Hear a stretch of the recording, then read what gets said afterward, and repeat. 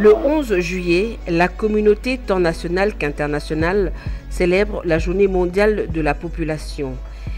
2017 a eu pour thème la planification familiale, à savoir responsabiliser les individus, les nations en développement. Lors de la cérémonie commémorative de cette journée, le ministre d'État en charge de l'économie nationale, représentant le ministre du lors de son allocution, que l'Anglaise continue d'enregistrer un accroissement démographique rapide, inquiétant, dont le taux de croissance est évalué à 3,1% l'an. Selon le ministre Joseph Kapika, la population congolaise est estimée de 83 millions d'habitants. La planification familiale reste l'un des moyens pour parvenir et à la maîtrise de cet accroissement rapide de la population. Le gouvernement avait mis en place un projet de service de naissance PNSD, dont les activités du pays.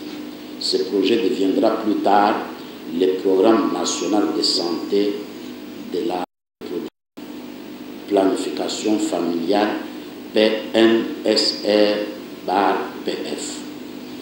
Depuis cette période, malgré les efforts conjugués à travers ce programme pour maîtriser l'accroissement démographique rapide du pays, l'indice synthétique de fécondité est resté élevé, soit 6,6 enfants par femme, et le taux de prévalence conceptive moderne faible, soit 8,1%. L'accroissement démographique rapide dans le pays tire ses origines dans la mentalité et le comportement de la femme et de l'homme, les contributeurs de valeurs socio-culturelles héritées des us et coutumes et des traditions ancestrales. Le représentant adjoint de l'UNFPA, Ohachi Keita, est quant à lui revenu sur les méthodes de planification qui sont efficaces pour la maîtrise de la population. La mise en œuvre de cette approche a permis pour des millions de femmes supplémentaires et désormais la possibilité d'avoir moins d'enfants et de fonder une famille plus tardivement que dans le temps, ce qui leur permet de terminer leur scolarité et de vivre leur vie, échappant ainsi à la pauvreté.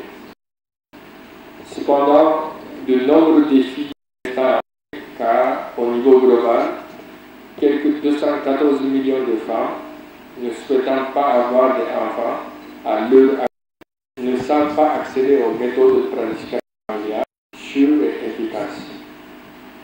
La majorité de ces femmes vivent dans 69 des pays en développement les plus pauvres du monde. La situation des adolescents dans ce domaine en 2015, dans les pays en développement, environ 12 millions.